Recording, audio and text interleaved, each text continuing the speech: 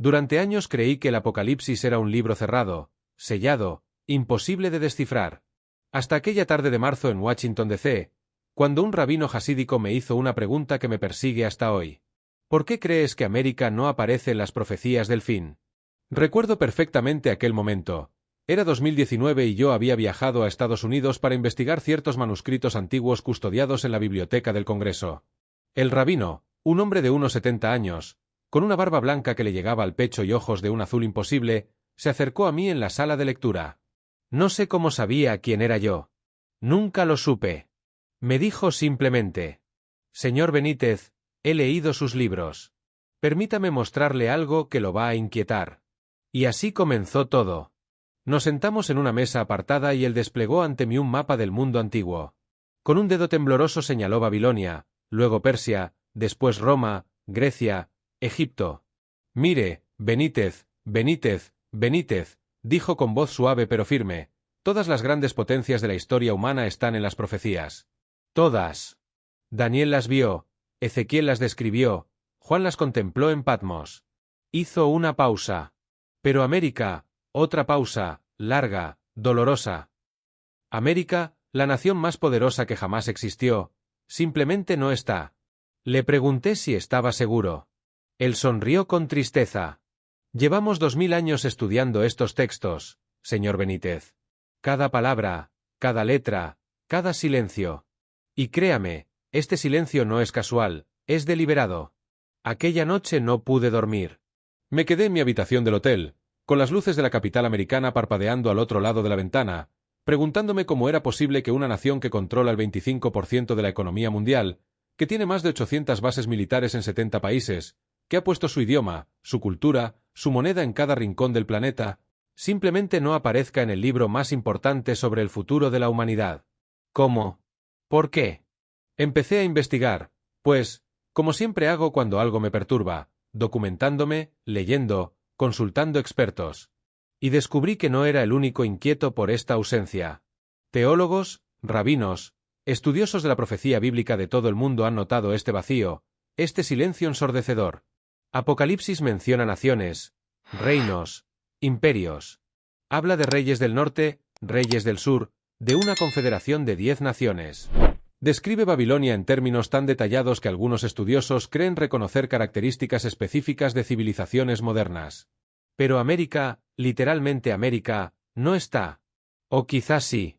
Quizá esté oculta en símbolos que aún no hemos descifrado completamente. Quizá su ausencia sea en sí misma la profecía más terrible de todas. Me tomó 3 años recopilar la información que ahora voy a compartir. 3 años visitando bibliotecas en Jerusalén, Roma, Londres. 3 años entrevistando a rabinos, teólogos cristianos, estudiosos musulmanes de la escatología.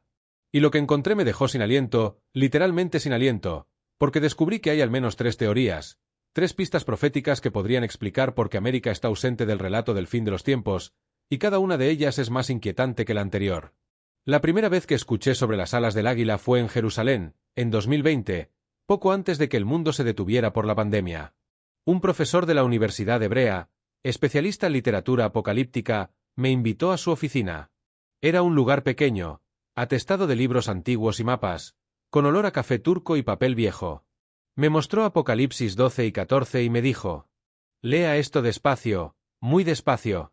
Y leí. Y se le dieron a la mujer las 2 alas de la gran águila, para que volase de delante de la serpiente al desierto, a su lugar, donde es sustentada por un tiempo y tiempos y la mitad de un tiempo. La mujer es Israel, me explicó. La serpiente es Satanás. El tiempo son 3 años y medio, la segunda mitad de la tribulación. Pero esas alas del águila. Dejó la frase en el aire, mirándome fijamente. Le dije que el águila ha sido símbolo de muchas naciones a lo largo de la historia. Roma, Alemania, Polonia. Él asintió. Sí, pero ninguna se ha identificado tanto con el águila como Estados Unidos. Desde 1782 el águila está en su sello nacional, en sus monedas, en sus edificios gubernamentales. Y hay más, mucho más. Me contó entonces algo que yo desconocía. En 1948, cuando Israel declaró su independencia, Estados Unidos fue la primera nación en reconocerla, 11 minutos después de la declaración. 11 minutos. Desde entonces, me explicó, América ha sido literalmente las alas protectoras de Israel, alas militares, políticas, económicas. En 1973, durante la guerra de Yom Kippur, cuando los ejércitos árabes tenían a Israel contra las cuerdas, cuando Golda Meir contemplaba usar armas nucleares como último recurso, fue Richard Nixon quien ordenó la Operación Nickel Grass. Aviones de carga estadounidenses volaron día y noche, entregando 2.200 toneladas de suministros militares. Israel sobrevivió, me dijo el profesor, porque América le prestó sus alas. Y mire lo que dice la profecía, continuó. Esas alas llevan a Israel al desierto durante 3 años y medio. Muchos creemos que se refiere a Petra, en Jordania, una ciudad excavada en roca, fácil de defender, en pleno desierto. Pero necesitan transporte, necesitan protección para llegar allí, necesitan alas. Me quedé mirando el versículo durante largo rato. ¿Podría ser? ¿Podría Estados Unidos ser esas alas proféticas? América tiene la fuerza aérea más grande del mundo. Ha evacuado poblaciones enteras en cuestión de horas. Tiene bases en todo Oriente Medio. La logística encaja perfectamente. Pero hay un problema enorme, que el profesor señaló con voz cada vez más baja. Si América es el águila que protege a Israel, ¿qué pasa después? Porque Apocalipsis muestra que las alas salvan a Israel, pero luego América desaparece de la narrativa. Las alas transportan al pueblo a su refugio y después. Silencio. Nada más. Salí de aquella oficina con un nudo en el estómago. Caminé por las calles de Jerusalén sin rumbo fijo, tratando de procesar lo que había escuchado. El sol se ponía detrás de las murallas antiguas, tiñendo todo de dorado y rojo. Y yo pensaba, ¿es posible que el papel de América en los últimos días sea solo ese, proteger a Israel y luego desaparecer? ¿Y cómo desaparece una superpotencia?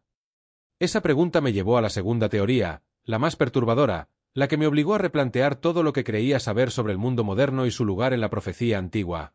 Fue en Roma, 6 meses después, cuando un sacerdote jesuita, experto en Apocalipsis, me habló de Misterio Babilonia. ¿Has leído Apocalipsis 17 y 18 recientemente? Me preguntó.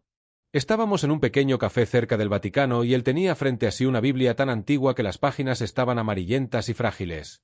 Léalo ahora, pero no como teólogo. Léalo como periodista de investigación. Lea las características de Misterio Babilonia y pregúntese qué nación moderna encaja con esta descripción. Abrí mi propia Biblia y empecé a leer, y lo que encontré me dejó helado. Porque todas las naciones han bebido del vino del furor de su fornicación, y los reyes de la tierra han fornicado con ella, y los mercaderes de la tierra se han enriquecido de la potencia de sus deleites. El sacerdote me miraba en silencio mientras yo leía. Todas las naciones, repitió, todas se han enriquecido comerciando con ella, todas dependen de ella económicamente. ¿Le suena familiar? Seguí leyendo y cada versículo era como un golpe. Y los mercaderes de la tierra lloran y hacen lamentación sobre ella, porque ninguno compra más sus mercaderías. En una hora ha sido desolada tanta riqueza. Los que traficaban en el mar se pararon lejos por el temor de su tormento. Fíjese en los detalles, me dijo el sacerdote. No es Babilonia la antigua, que estaba a 350 millas del Golfo Pérsico. Esta Babilonia tiene acceso al mar. Los marineros ven su destrucción desde sus barcos. Es una potencia marítima. Y además, pasó las páginas hasta Apocalipsis 6 y 11 y señaló la lista de mercancías que Babilonia comercia. Oro, plata, piedras preciosas, perlas, lino fino, púrpura, seda, escarlata, maderas preciosas, marfil, bronce, hierro, mármol, especias, vino, aceite, harina, trigo, bestias, ovejas, caballos, carros. Y el último ítem me estremeció. Esclavos, almas de hombres. Estados Unidos, me dijo el sacerdote, con voz apenas audible, es el mayor consumidor de todas estas cosas en el mundo moderno. El mayor mercado de joyería, el mayor importador de materiales de construcción, el mayor consumidor de moda de lujo. Y en cuanto a las almas de hombres, el tráfico humano hacia y dentro de América es una de las tragedias silenciosas de nuestro tiempo. Quise objetar, quise decir que esto era solo coincidencia, que se podía hacer encajar cualquier nación moderna con descripciones antiguas si uno se esforzaba lo suficiente. Pero él continuó, implacable. Y hay más. Apocalipsis 18, 3 dice que todas las naciones han bebido del vino de su fornicación. No solo comercio, fornicación, corrupción espiritual. Piense en Hollywood, Señor Benítez. Piense en cómo la cultura americana ha saturado el planeta. Piense en cómo naciones con miles de años de tradición propia han abandonado sus valores ancestrales para adoptar los valores americanos. Eso es fornicación espiritual.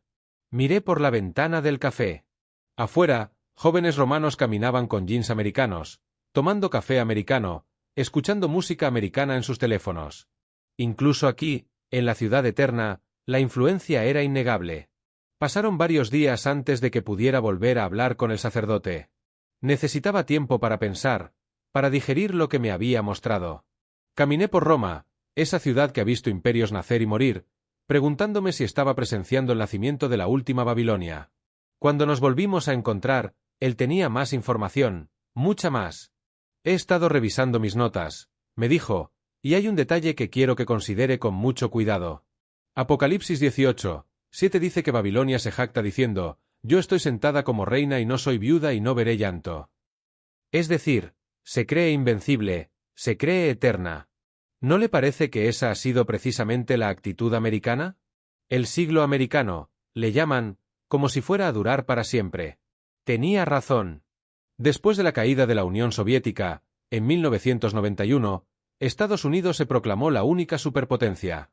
El fin de la historia, dijeron algunos pensadores. La democracia liberal y el capitalismo americano habían triunfado definitivamente. Nadie podría desafiarlos jamás. Pura arrogancia. Y la profecía habla precisamente de eso, continuó el sacerdote, de una nación tan segura de sí misma que no puede imaginar su propia destrucción. Pero hay algo más inquietante, bajó aún más la voz. Apocalipsis 6 y 10 dice que su destrucción viene en una hora. Una sola hora, señor Benítez. 60 minutos de superpotencia a escombros. En la era nuclear esto no es metafórico, es matemáticamente posible. Me explicó entonces algo que yo sabía en teoría, pero que nunca había considerado en este contexto. Un solo submarino nuclear moderno puede lanzar 24 misiles Trident. Cada misil lleva 8 ojivas independientes. Son 192 explosiones nucleares desde un solo submarino. Rusia tiene 11 de estos submarinos.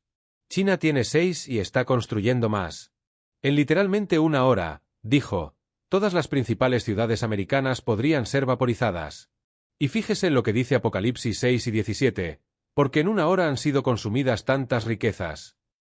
Los que trafican en el mar se paran lejos por el temor de su tormento.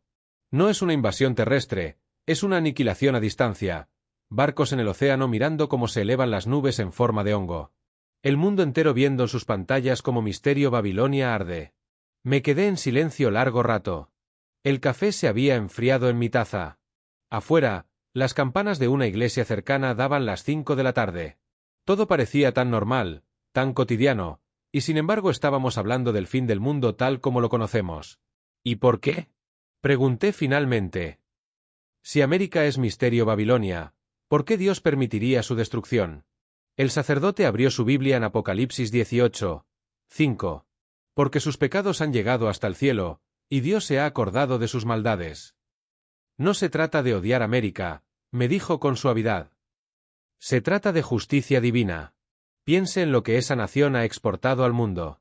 Sí, democracia y libertad, eso es cierto, pero también materialismo desenfrenado, pornografía que ha envenenado a generaciones enteras, una cultura del aborto que ha eliminado decenas de millones de vidas, el divorcio presentado como liberación, el género como constructo social, la familia tradicional demolida, Dios como una idea obsoleta. Hizo una pausa y me miró directamente a los ojos. Y luego está la sangre. La sangre de todos los conflictos en los que América ha intervenido: Vietnam, Irak, Afganistán, Libia, Siria, millones de muertos en nombre de la paz y la democracia. Apocalipsis 6 y 24 dice: y en ella se halló la sangre de los profetas y de los santos, y de todos los que han sido muertos en la tierra. No supe qué responder, porque él tenía razón en algo fundamental. No se trataba de antiamericanismo, se trataba de reconocer patrones, de leer señales, de entender que ninguna nación, por poderosa que sea, está exenta del juicio divino. Regresé a España con más preguntas que respuestas. Pasé meses revisando material, comparando textos, consultando con otros expertos, y cada vez que pensaba que había encontrado una objeción a la teoría de Misterio Babilonia, descubría que la profecía era aún más específica de lo que creía. Por ejemplo, Apocalipsis 6 y 23 dice: porque tus mercaderes eran los grandes de la tierra, pues por tus hechicerías fueron engañadas todas las naciones. Hechicerías. La palabra en griego es parmakeia. De ahí viene nuestra palabra farmacia. Algunos intérpretes creen que esto se refiere al control que Misterio Babilonia ejerce a través de las drogas, tanto legales como ilegales. Y cuando piensas en Estados Unidos como el mayor consumidor mundial de medicamentos, como el epicentro de la epidemia de opioides, como el país donde las empresas farmacéuticas facturan cientos de miles de millones de dólares al año, bueno, la descripción encaja. Pero fue en Israel, durante un viaje en el otoño de 2021, donde esta teoría de Misterio Babilonia tomó un giro aún más oscuro. Estaba cenando con un profesor de profecía bíblica en Tel Aviv. Era una noche cálida y habíamos salido a caminar por el paseo marítimo después de comer. El Mediterráneo brillaba bajo la luna llena y el sonido de las olas era casi hipnótico. Hay algo que nadie quiere decir en voz alta, me comentó de repente. Pero si América es Misterio Babilonia, entonces Apocalipsis 18:4 se convierte en la advertencia más urgente para los creyentes americanos. Saqué mi pequeña Biblia del bolsillo y busqué el versículo bajo la luz de una farola. Y oí otra voz del cielo que decía, «Salid de ella, pueblo mío, para que no seáis partícipes de sus pecados, ni recibáis parte de sus plagas». «Salid de ella», repitió el profesor. Dios llama a su pueblo a salir de Babilonia antes de que caiga el juicio. Pero ¿cómo sales de un sistema que lo abarca todo? ¿Cómo escapas cuando sus tentáculos tocan cada transacción, cuando su cultura satura cada pantalla, cuando su moneda controla todo comercio? Era una pregunta imposible. O quizá no se trataba de un escape físico, sino espiritual. Quizá se trataba de no participar en los pecados de Babilonia, de no embriagarse con su vino, de no enriquecerse con su corrupción. Y hay otro detalle, continuó, que me parece espeluznante. Apocalipsis 6:21 dice, «Y un ángel poderoso tomó una piedra como una gran piedra de molino, y la arrojó en el mar, diciendo, con el mismo ímpetu será derribada Babilonia, la gran ciudad, y nunca más será hallada». Se detuvo y me miró. Nunca más será hallada. No reconstruida, no recuperada, no restaurada. Borrada de la existencia. Una nación que se creía eterna desaparece para siempre. Seguimos caminando en silencio. Yo pensaba en Nueva York, en Los Ángeles, en Chicago, ciudades magníficas, vibrantes, llenas de vida. ¿Era posible que un día simplemente dejaran de existir, que fueran solo memoria, ceniza, silencio? La profecía es clara, el juicio será repentino, total e irreversible. Pero quedaba una pregunta sin responder, una pregunta que me hizo otro investigador semanas después y que me llevó a la tercera teoría, la más aterradora de todas. Fue en el invierno de 2022, cuando todo cambió nuevamente. Yo estaba en mi casa, en Pamplona, revisando documentos, cuando recibí una llamada de un pastor evangélico de Texas. No lo conocía personalmente, pero había leído algunos de mis libros y quería compartir conmigo una teoría que, según él, explicaba el silencio sobre América mejor que cualquier otra. «Señor Benítez», me dijo, con un acento sureño muy marcado, ¿y si América no aparece en las profecías del fin porque simplemente no existirá como superpotencia cuando esos eventos ocurran? Le respondí que esa era precisamente la premisa de la teoría de Misterio Babilonia, destrucción súbita. Pero él me interrumpió. «No, no me entiende. No hablo de guerra nuclear, no hablo de colapso económico. Hablo de algo que sucedería antes, algo que destrozaría a América desde adentro sin que cayera una sola bomba». «¿Qué cosa?», pregunté. Hubo un silencio largo al otro lado de la línea. Luego, con voz muy seria, dijo: «El rapto». Yo había leído sobre el rapto, naturalmente, la idea de que los creyentes verdaderos serían arrebatados de la tierra antes de la tribulación final. Porque el Señor mismo, con voz de mando, con voz de arcángel y con trompeta de Dios, descenderá del cielo, y los muertos en Cristo resucitarán primero. Luego nosotros, los que vivimos, los que hayamos quedado, seremos arrebatados juntamente con ellos en las nubes para recibir al Señor en el aire. 1 Tesalonicenses 4, 16-17. Pero nunca había considerado el impacto específico que esto tendría en Estados Unidos. «Mire los números», continuó el pastor. América tiene aproximadamente 210 millones de personas que se identifican como cristianas. Ahora bien, sabemos que no todos los que dicen ser cristianos realmente lo son. Jesús mismo advirtió sobre esto. Pero seamos conservadores. Digamos que solo la mitad son verdaderamente nacidos de nuevo. Eso es más de 100 millones de personas. Hizo una pausa para que yo procesara eso. 100 millones de personas, repitió. Imagínelas desapareciendo en un instante. No gradualmente, no con advertencia previa, en un abrir y cerrar de ojos. ¿Qué le pasaría a América? Empecé a visualizarlo y era aterrador. Aviones cayendo del cielo cuando los pilotos cristianos desaparecen, automóviles estrellándose en las autopistas, trenes descarrilando, plantas de energía nuclear perdiendo personal clave, cirugías interrumpidas cuando los médicos se desvanecen, niños pequeños desapareciendo de las escuelas, de los parques, de sus camas. Caos. Caos absoluto. Pero eso es solo la primera hora, continuó el pastor. Dentro de días, tal vez semanas, América se transformaría de superpotencia en estado fallido. Las ciudades arderían, pandillas tomarían el control de las calles, el gobierno implementaría ley marcial, pero la mitad de las fuerzas militares y policiales también habrían desaparecido. El arsenal nuclear quedaría vulnerable, la economía colapsaría completamente. Me quedé pensando en esto largo rato después de que terminó la llamada. ¿Era posible? ¿Era esto lo que explicaba el silencio profético sobre América? Decidí investigar más a fondo. Viajé a Estados Unidos en la primavera de 2023 y pasé 3 semanas entrevistando a demógrafos, sociólogos y teólogos. Y lo que descubrí fue fascinante y perturbador en igual medida. Estados Unidos, me explicaron, es una de las naciones más religiosas del mundo desarrollado.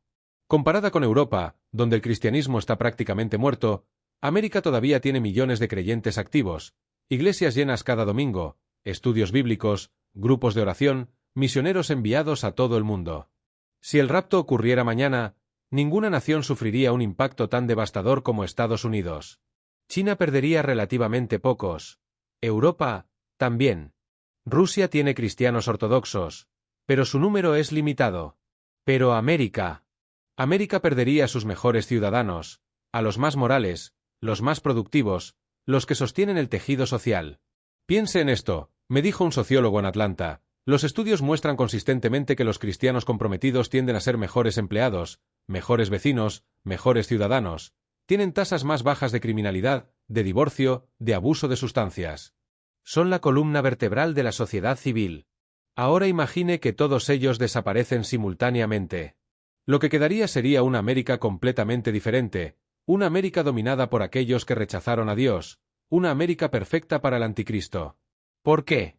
Pues esa es la otra pieza del rompecabezas. Apocalipsis 13 describe un gobierno mundial bajo el anticristo, un sistema económico global marcado con el 666, una religión mundial unificada.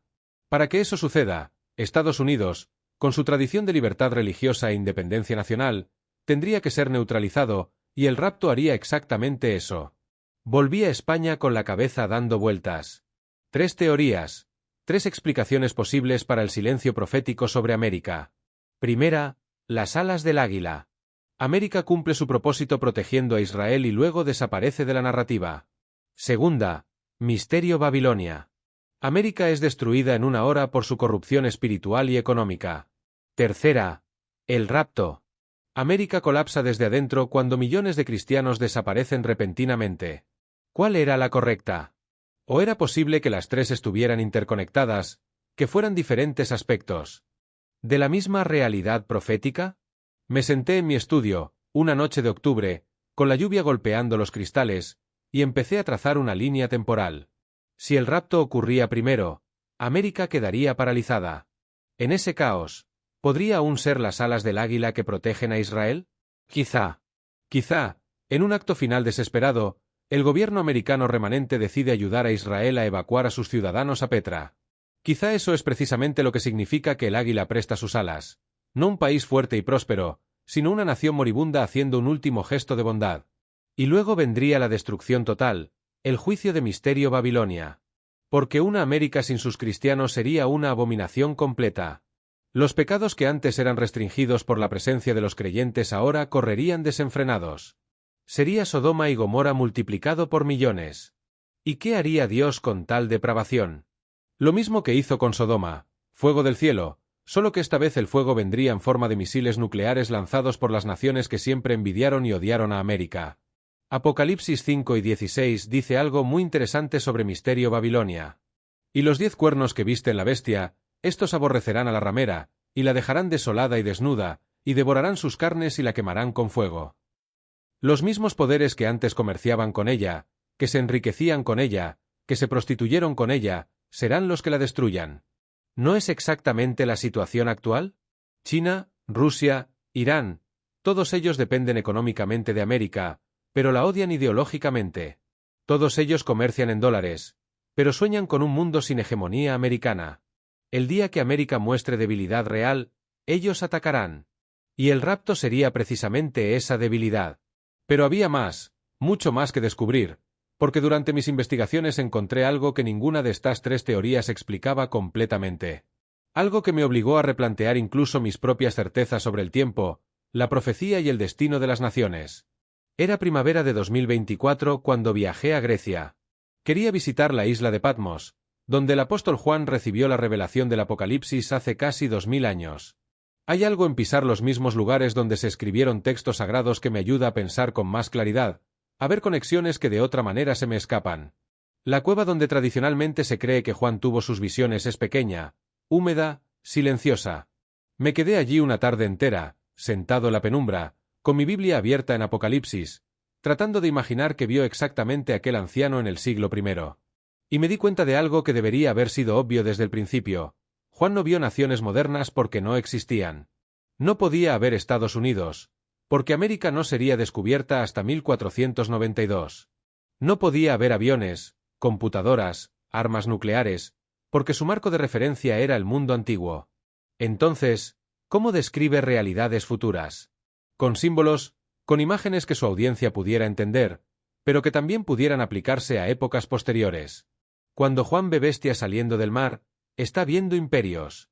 Cuando ve una mujer cabalgando sobre una bestia escarlata, está viendo la fusión de poder político y religioso. Cuando ve marcas en las manos y frentes, está viendo sistemas de control económico y social. Los símbolos son eternos. Las aplicaciones específicas cambian con cada generación. Y ahí estaba mi error. Había estado buscando América explícitamente, geográficamente, pero las profecías no funcionan así. Funcionan por patrones, por principios, por paralelismos. Salí de la cueva con una perspectiva completamente nueva, y esa noche, en un pequeño restaurante frente al mar, conocí a un monje ortodoxo que cambiaría mi comprensión de todo este asunto. Era un hombre mayor, de barbas blancas y ojos profundamente sabios. Se sentó a mi mesa sin pedir permiso, como si me estuviera esperando. «Usted es el escritor español», me dijo. No era una pregunta. El que hace preguntas sobre profecías. Asentí, intrigado. He oído hablar de usted, continuó. Y sé lo que está buscando.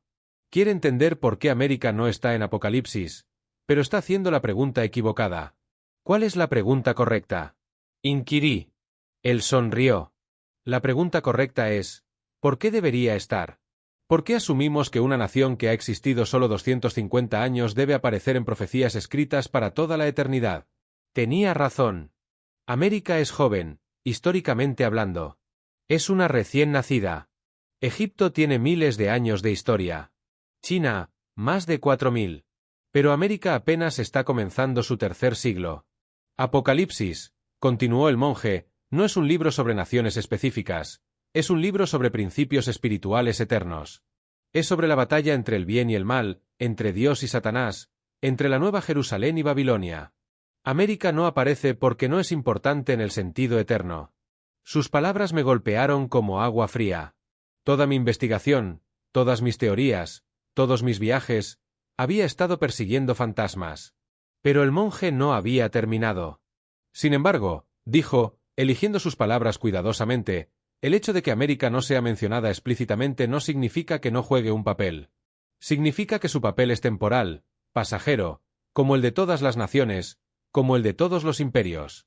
Me habló entonces de los grandes imperios de la historia: Asiria, Babilonia, Persia, Grecia, Roma. Cada uno creyó ser eterno.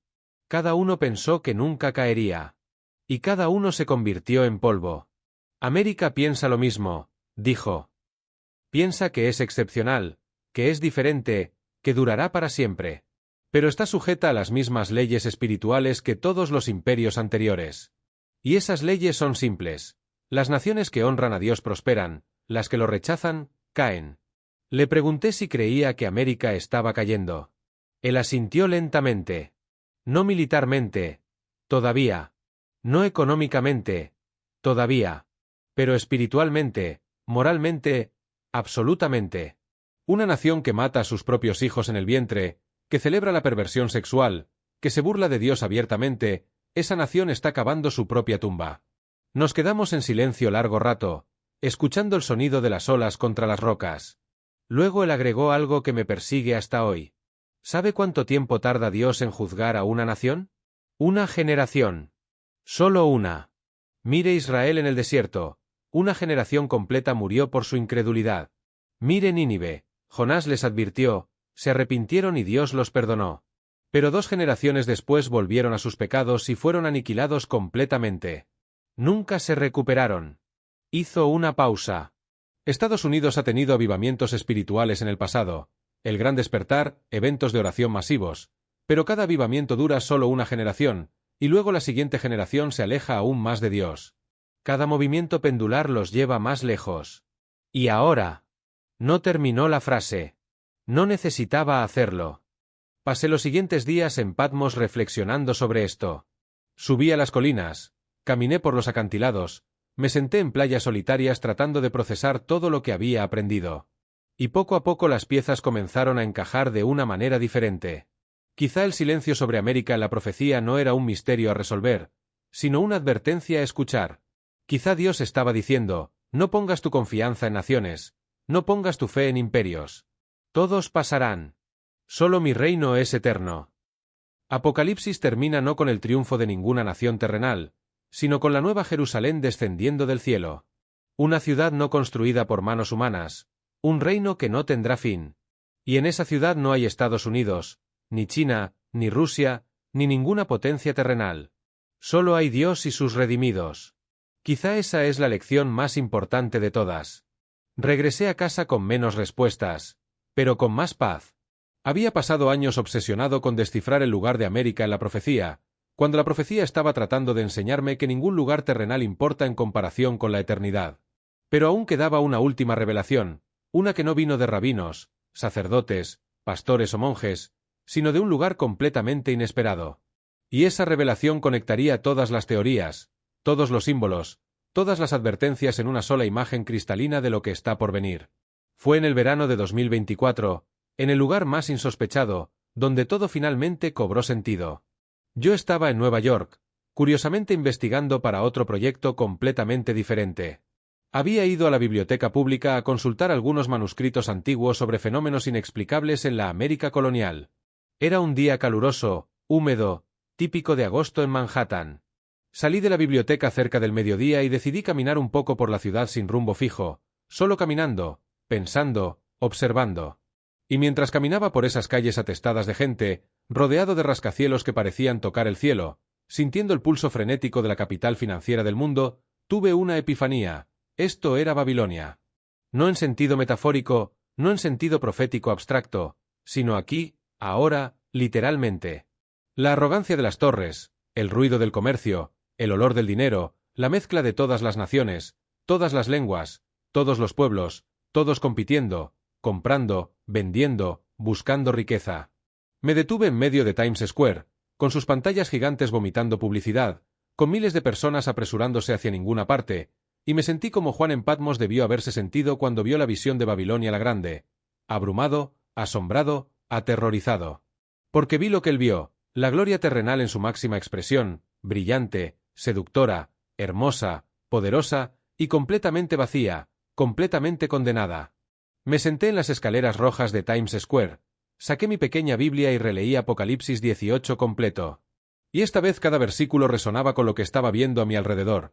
Las mercaderías de oro, de plata, de piedras preciosas, las joyerías de la Quinta Avenida, de lino fino, de púrpura, de seda, de escarlata, las boutiques de diseñadores. Los mercaderes de estas cosas, que se han enriquecido con ella, se pararán lejos por el temor de su tormento, llorando y lamentando. En una hora ha sido desolada tanta riqueza. ¿Cuánto tardaría en destruir Manhattan un ataque nuclear? ¿10 minutos? ¿20? La profecía no era sobre una ciudad antigua de Mesopotamia. Era sobre esto, sobre ahora, sobre la adoración moderna al dinero, al poder, al placer. Y América, pues América era el sumo sacerdote de esta religión. Un hombre mayor se sentó a mi lado. Estaba alimentando a las palomas con migajas de pan. ¿Es usted creyente?, me preguntó, en un español con acento caribeño, señalando mi Biblia. Intento serlo, respondí.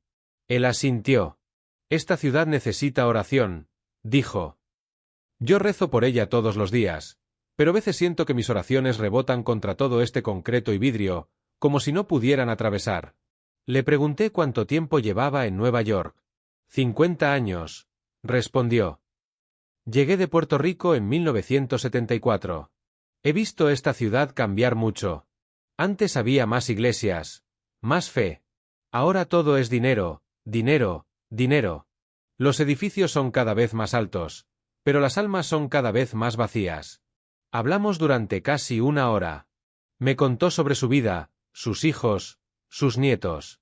Me contó cómo la ciudad que alguna vez lo recibió con esperanza ahora le parecía extraña, fría, perdida. ¿Sabe lo que me asusta?, me dijo finalmente. Que Dios sea paciente, tan paciente que la gente piensa que no está mirando, que no le importa, que pueden hacer lo que quieran sin consecuencias. Pero la paciencia de Dios no es indiferencia, es misericordia, una última oportunidad para arrepentirse. Se levantó para irse, pero antes me dejó con estas palabras. Cuando el juicio finalmente llegue, será rápido, como ladrón en la noche. Nadie esperará que sea ese día. Lo vi alejarse entre la multitud y pensé en Sodoma, en cómo Abraham negoció con Dios, y si hay 50 justos, y si hay 40, y si hay 10. ¿Cuántos justos había en Nueva York? ¿En todo Estados Unidos serían suficientes para detener el juicio? O quizá la pregunta correcta era, ¿cuántos se irían en el rapto, dejando solo a los que rechazaron a Dios? Esa noche volví a mi hotel y no pude dormir. Me quedé mirando el skyline de Manhattan desde mi ventana, todas esas luces parpadeando la oscuridad, y traté de imaginar cómo se vería todo apagado, oscuro, destruido. Apocalipsis 6:23 dice: Luz de lámpara no alumbrará más en ti. Nueva York, la ciudad que nunca duerme, sumida en oscuridad eterna. Los días siguientes visité diferentes partes de la ciudad. Fui a Wall Street y vi cómo el mundo financiero giraba alrededor del dólar americano. Visité el puerto y observé los barcos de carga llegando con mercancías de todo el mundo. Caminé por barrios ricos y barrios pobres, por zonas de inmigrantes y zonas de élite, y en cada lugar veía las mismas dinámicas descritas en Apocalipsis 18, los ricos volviéndose más ricos, los pobres más desesperados, el comercio fluyendo sin parar, pero dejando vacíos espirituales. La adoración al éxito, la fama, el poder, la ilusión de que esto duraría para siempre. Pero también vi algo más. Vi iglesias pequeñas, humildes, a menudo en sótanos o edificios viejos. Vi creyentes reuniéndose a orar, a estudiar la Biblia, a animarse mutuamente. Vi al remanente, a los que no habían doblado rodilla ante Baal. Y entendí algo fundamental: el juicio sobre Babilonia no es el juicio sobre toda persona en América, es el juicio sobre el sistema, sobre la ideología, sobre el espíritu de Babilonia que ha infectado la cultura. Apocalipsis 18:4 dice: Salid de ella, pueblo mío. No necesariamente salir geográficamente, sino espiritualmente. No participar en sus pecados, no embriagarse con su vino, no adorar sus ídolos. Porque viene el día, dice la profecía, cuando todo esto caerá, y cuando caiga, caerá de repente. Volví a España con una claridad que no tenía antes. Las tres teorías que había investigado no eran mutuamente excluyentes, eran complementarias. Eran diferentes ángulos de la misma realidad profética. América como las alas del águila, un último acto de bondad hacia Israel antes del fin. América como misterio Babilonia, el sistema económico y cultural que será juzgado. América devastada por el rapto, la remoción de los justos dejando solo el juicio. Todo encajaba, todo tenía sentido. Pero todavía faltaba la pieza final del rompecabezas, la que respondería a la pregunta más importante de todas. ¿Cuándo? ¿Cuándo sucedería todo esto? Y esa respuesta vendría de la manera más inesperada, de una fuente que jamás imaginé. El otoño de 2024 me encontró de regreso en mi estudio, en Pamplona, rodeado de notas, libros, mapas, entrevistas transcritas, años de investigación esparcidos sobre mi escritorio y una pregunta que me quitaba el sueño. ¿Cuándo? Porque todas las profecías tenían un elemento temporal, en una hora, tiempo, tiempos y medio tiempo, 1260 días. ¿Pero cuándo comenzaría todo?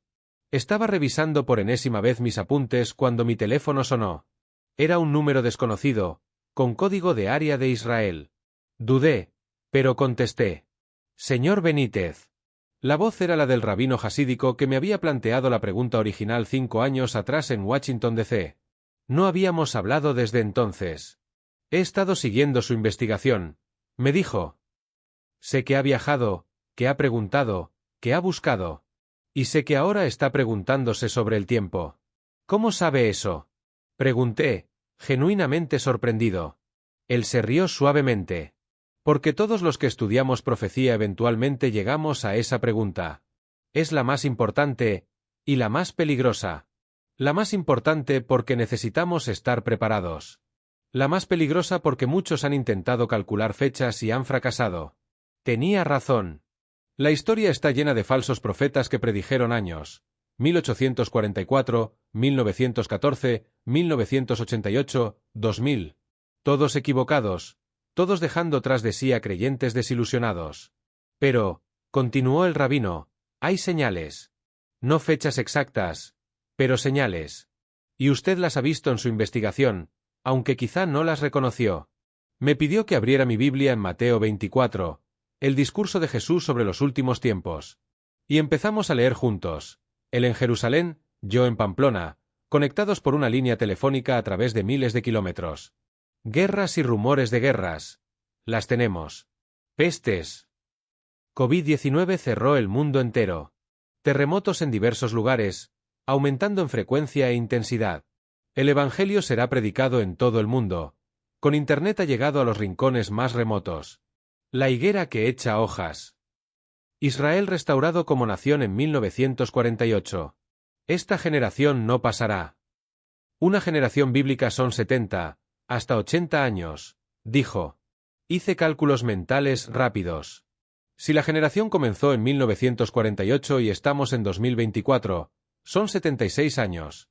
Exacto, dijo el rabino, como si pudiera leer mis pensamientos. No estamos diciendo fechas, no estamos profetizando, pero estamos en la ventana. Estamos en el tiempo de las señales. Me habló entonces de algo que yo no sabía. En las últimas décadas, rabinos judíos de alto rango habían comenzado a hablar abiertamente sobre la llegada inminente del Mesías, algo impensable hace 50 años. Algunos incluso habían dejado mensajes codificados antes de morir, mensajes que supuestamente revelaban el nombre del Mesías. Ellos saben algo, me dijo el rabino. Sienten algo. El mundo espiritual se está moviendo. Hablamos durante más de 2 horas. Me contó sobre señales en el cielo, lunas de sangre, eclipses solares cayendo en fechas proféticas importantes. Me habló de señales en la tierra, el despertar de Israel, la alineación de las naciones, el surgimiento del odio contra los judíos nuevamente. Y América, dijo finalmente, América está en el centro de todo esto. Es el mayor aliado de Israel. Es Babilonia moderna. Es la nación con más cristianos que serán raptados. Su destino está entrelazado con el cumplimiento de las profecías. Cuando colgamos, me quedé sentado en la oscuridad de mi estudio durante largo rato. Afuera la ciudad dormía, adentro, mi mente corría a 1000 por hora. ¿Estamos realmente en los últimos días? ¿Es esta la generación que verá el cumplimiento de todas estas cosas? ¿Tendrá Estados Unidos 5 años más como superpotencia? ¿10? ¿20? No lo sé. No puedo saberlo. Jesús mismo dijo que nadie sabe el día ni la hora. Pero sé esto, las señales están todas presentes, los patrones se están cumpliendo, el escenario se está montando, y América, consciente o inconscientemente, está jugando exactamente el papel que la profecía predijo para Babilonia. Pensé en todas las personas que había conocido durante mis investigaciones. El rabino en Jerusalén, el sacerdote en Roma, el pastor en Texas, el monje en Patmos, el anciano en Times Square. Cada uno me había dado una pieza del rompecabezas y ahora, mirando el conjunto completo, veía la imagen con claridad aterradora. América está ausente de las profecías del fin porque no sobrevivirá al comienzo de la tribulación, ya sea como las alas del águila que cumplen su última misión, o como misterio Babilonia destruida en 1 hora, o como una nación destrozada por el rapto de sus creyentes, o las 3 cosas combinadas. América desaparecerá del escenario mundial y su desaparición abrirá el camino para el gobierno mundial del Anticristo, para el sistema económico de la marca de la bestia, para la persecución final del pueblo de Dios. No es una profecía de odio contra América, Es una advertencia de amor para los americanos. Porque si estas cosas son verdad, si estamos realmente en el umbral de los últimos días, entonces cada persona debe tomar una decisión. ¿De qué lado estará cuando todo colapse? ¿Será parte del remanente que Dios protege o será parte de Babilonia, que es juzgada? Apocalipsis 18:4 sigue resonando: salid de ella, pueblo mío. No es demasiado tarde. Todavía hay tiempo. Pero el tiempo se está acabando. Me levanté de mi escritorio y caminé hasta la ventana. El cielo estaba despejado, lleno de estrellas. Las mismas estrellas que Abraham vio cuando Dios le prometió una descendencia innumerable, las mismas estrellas que los profetas contemplaron cuando recibieron visiones del futuro. Y pensé en todas las civilizaciones que han mirado estas mismas estrellas creyéndose eternas. Egipto, Babilonia, Persia, Grecia, Roma, todas polvo ahora, todas mencionadas en profecías antiguas, todas cumplieron su papel y desaparecieron. América no es diferente. Ninguna nación lo es. Ninguna nación es eterna, excepto el reino de Dios. Y ese reino está a punto de manifestarse. No sé cuándo exactamente, no sé si será mañana o en 10 años, pero sé que las señales indican que estamos cerca, muy cerca. El silencio del Apocalipsis sobre Estados Unidos no es un accidente, no es un descuido, no es una omisión, es una pista profética, es una advertencia, es una invitación a mirar más allá de las naciones terrenales hacia el reino eterno.